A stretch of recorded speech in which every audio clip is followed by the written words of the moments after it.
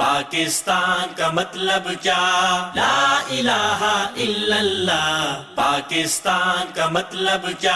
لا الہ الا اللہ. پاکستان کا مطلب کیا؟ لا الہ الا. ناظرین ویلکم بیک ٹو پیغام پاکستان. ڈاکٹر صاحب ہمارے ساتھ آج زوم کے ذریعے سے شریک گفتگو ہیں. ڈاکٹر صاحب، پاکستان کا ایک بہت پرخلوص اور مخلص دوست خلیفہ النہیان، ان کی وفات ہوئی.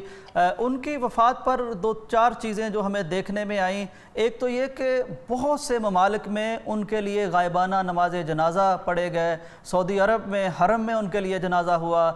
بہت سے ممالک کی طرف سے ان کے لیے تعزیتی کلمات کہے گئے. پاکستان کی طرف سے بھی ہمارے آرمی چیف نے بھی کہا کہ پاکستان کا بہت مخلص دوست اور ہر وقت کام آنے والا دوست چلا گیا.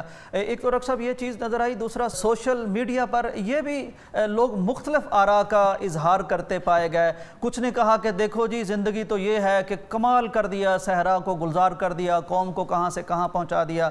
کچھ نے کہا نہیں، دیکھیں جی، یہ ایک طرف برج خلیفہ، ایک طرف یہ کچی قبر ہے، تو کیا حاصل کر لیا. یہ تھوڑی سی رہنمائی کی ضرورت ہے ڈاکٹر صاحب، کچھ بیلنس اپروچ کی ضرورت ہے. کس طرح کی سوچ ہونی چاہیے ایسے موقعوں پر؟ لیکن دنیا میں اللہ کریم نے بھیجا ہے تو ایک مقصد کے لیے بھیجا ہے. اگر انسان اس مقصد کے لیے زندگی گزار رہا ہے اور گزار کے چلا جاتا ہے تو اس کا مطلب ہے وہ کامیاب گیا ہے. اب یہ رہی یہ بات کہ آپ ایک طرف برج خلیفہ اور ایک طرف قبر خلیفہ، اس کا جو ہے وہ کمپیریزن کریں تو یہ کوئی کمپیریزن بنتا ہی نہیں. جس نے بھی جانا ہے اس نے بہرحال قبر میں جانا ہے. دنیا میں جس شخص نے جو بھی کیا ہے، وہ چاہے کچے مکان میں رہتا ہو، تو اس کا کمپیریزن بھی قبر کے ساتھ نہیں بنتا. قبر ہماری آخری منزل ہے. اس لیے یہ کہنا کہ ایک آدمی یہاں رہ رہا ہے اور پھر وہ قبر میں چلا گیا ہے، اور ان دونوں کا کمپیریزن کر کے آپ اس میں سے کوئی بھی کسی قسم کا تضحیق کا پہلو نکالیں یا ان کی شخصیت کی تنقیص کا پہلو نکالیں، وہ بالکل نہیں نکلتا. البتہ عبرت کا پہلو نکالنا ہو تو وہ نکلتا ہے. اور عبرت کی یہ دنیا ہے ہی عبرت کی جا. ایک جن چیزوں کو ہم مستقل سمجھ بیٹھتے ہیں، یہ بالآخر اس کی کوئی حیثیت نہیں. لیکن دنیا وہی ہے. اس دنیا میں زندگی گزارنے کے مقاصد مختلف ہیں. جو کافر اور منافق اس دنیا میں زندگی گزارتا ہے، وہ اس دنیا کو سب کچھ اور ہمیشہ کی زندگی سمجھ کے اس میں زندگی گزارتا ہے. جو مسلمان ہے وہ زندگی گزارتا ہے اس دنیا میں ہر طرح کی خیر حاصل کر لینے کے لیے، جس کا نتیجہ وہ قیامت والے دن اللہ سے لے گا. لہٰذا آخرت کے لیے زندگی گزارنا یہ اور بات ہے، اور دنیا کے لیے زندگی گزارنا یہ دوسری بات ہے. زندگی اسی طرح کی ہوتی ہے. ظاہری طور پر رنگ ڈھنگ ایک جیسا ہو سکتا ہے. رہ کے یہ بات کہ انہوں نے برج خلیفہ بنایا یا اس طرح کے اور کوئی کام کیے. اب یہ برج خلیفہ ایک بلڈنگ ہے، اور وہ بلڈنگ صرف اور صرف ایک بلند ترین بلڈنگ نہیں ہے. اس کے اندر مختلف قسم کے دفاتر ہیں، اور یہ ایک بات نہیں ہے. پوری دنیا میں ہائی رائز بلڈنگ بنا کے ان کے اندر دفاتر وغیرہ اور اپارٹمنٹس وغیرہ اور مختلف کام لیے جاتے ہیں. اور یہ اسی طرح کا کام اس سے لیا، ایک بہت بڑی بلڈنگ بن گئی. اور اس بڑی بلڈنگ کو آپ نبی اکرم صلی اللہ علیہ وسلم کی اس حدیث کے تناظر میں بھی دیکھ سکتے ہیں کہ جب آپ نے فرمایا کہ جو ایسے لوگ جو بالکل پراگندہ حال اور ننگے پاؤں زندگی گزارنے والے، چرواہے، یعنی بھیڑ بکریوں کے چرواہے، بالکل بھیڑ بکریوں کے چرواہے یا تطاولون فی البنیان، وہ جو بلڈنگز ہیں بہت لمبی لمبی بلڈنگز بنائی گئی. تو چونکہ یہ صحرائی لوگ سارے کے سارے اصل میں تو بھیڑ بکریوں کے چرواہے ہی تھے. جب اللہ تعالیٰ نے ان کو وسائل دے دیے اور زمین سے معدنی تیل وغیرہ اور مختلف چیزیں نکلنا شروع ہو گئیں، جن کو اتنی اللہ تعالیٰ نے طاقت دے دی اور اتنے وسائل دے دیے کہ اس سے انہوں نے نہ صرف یہ کہ مختلف قسم کی سہولیات اور آسائشیں فراہم کی، بلکہ دنیا میں آسائشیں فراہم کرنے کو میں لیڈ کرنے والے بن گئے. لہٰذا آپ دیکھیں دنیا میں کہا جاتا ہے کہ اس وقت جو دبئی ہے وہ دنیا کا کیپٹل ہے. دنیا کا کیپٹل، ویسے تو یہ عجیب سی بات بھی لگتی ہے، لیکن دنیا کا کیپٹل اس اعتبار سے کہ ہر شخص وہاں جانا چاہتا ہے، اور ہر شخص کے لیے وہاں پہ کوئی نہ کوئی فائدے کی چیز موجود ہے، مفاد کی چیز موجود ہے.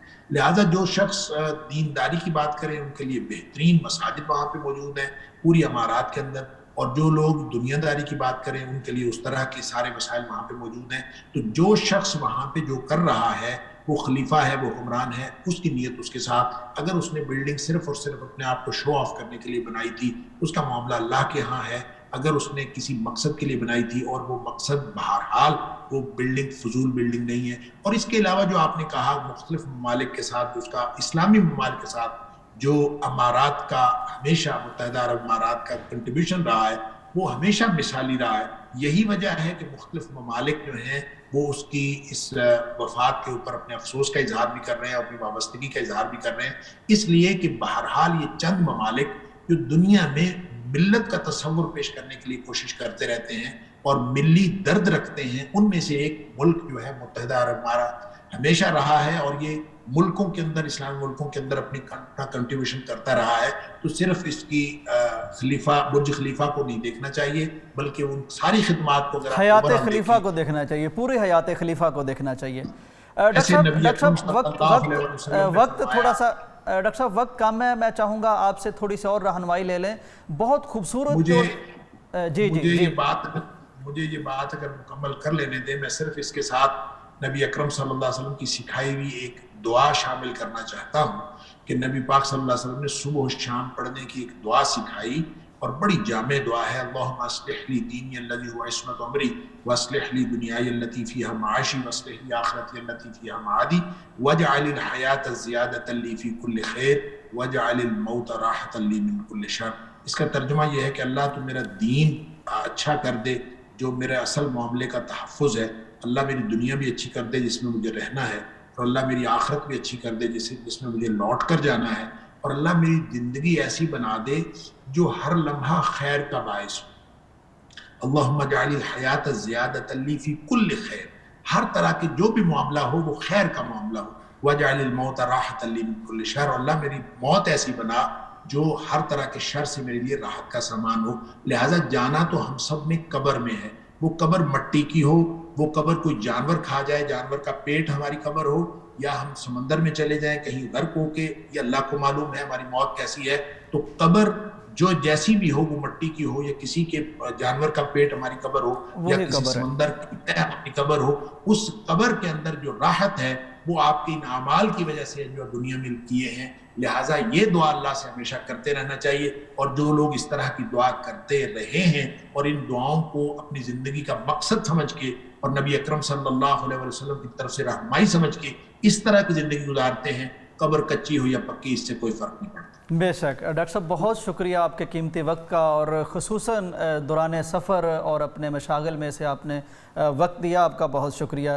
ناظرین پروگرام کا اختتام کا وقت ہو گیا، پروگرام کو ختم کرتے ہیں. ایک چیز میں بس جاتے جاتے اضافہ کرتا جاؤں کہ دیکھیے برج خلیفہ تو انہوں نے بنایا، قوم کو کہاں سے کہاں پہنچایا، دبئی کو دنیا کا کیپٹل بنایا، لیکن سنت سے تمسک اور سنت سے لگاؤ قبر انہوں نے کچی بنائی فرامین رسول کے مطابق. کاش ہم برج خلیفہ کی تنقید اور تنقیص کرنے کی بجائے یا خلیفہ کی تنقیص کرنے کی بجائے ان کے اس طرح کے اعمال کو دیکھیں. ایک اور بہت خوبصورت روایت عربوں کی یہ ہے جس کو میں پڑھ رہا تھا، آپ تصویریں بھی اس کی دیکھ سکتے ہیں، کہ وہ اپنے اعزاء و اقربا کی تدفین میں خود شرکت کرتے ہیں، کبھی کوئی اور ان کی چارپائی کو کندھا نہیں دینے دیتے. وہ وزیر ہوں، کچھ ہوں، قیمتی لباس پہنا ہو وہ قبر میں اترتے ہیں، جتنا قیمتی لباس مٹی لگے خراب ہو کبھی پرواہ نہیں کرتے. وہ آر سمجھتے ہیں کہ ان کے عزیز کو کوئی اور کندھا دے یا قبر میں اتارے. یہ چیزیں بھی ہمیں سیکھنی چاہیے کہ قبر کیسی بنانی چاہیے، مرنے والے کے حق کیا ہوتے ہیں، اس کا جنازہ کیسے پڑھا جاتا ہے، تدفین کیسے کی جاتی ہے، جنازوں میں شرکت کیسے کی جاتی ہے. بہرحال جیسے ڈاکٹر صاحب نے فرمایا کوئی کچھ بھی ہو، انجام سب کا یہی ہے، قبر ہے وہ سمندر میں بنے یا مٹی کی بنے یا جانور کھا جائے. تو اللہ سے دعا ہے کہ اللہ تعالیٰ ہماری جو باتیں آج ہوئیں چولستان کو اللہ تعالیٰ پانی فراہم کرے، ہمیں اللہ تعالیٰ حمیت اور دینی غیرت نصیب فرمائے کہ ہم تعلیمات اسلام کی طرف آئیں اور آخرت کو یاد رکھیں، اور آخرت وہ قبر اس کے متعلق ہم تیاری کریں. پروگرام کا وقت ختم ہوتا ہے، اجازت دیجیے، اللہ حافظ. پاکستان کا مطلب کیا؟ لا الہ الا اللہ. پاکستان کا مطلب کیا؟ لا الہ الا اللہ. پاکستان کا مطلب کیا؟ لا الہ الا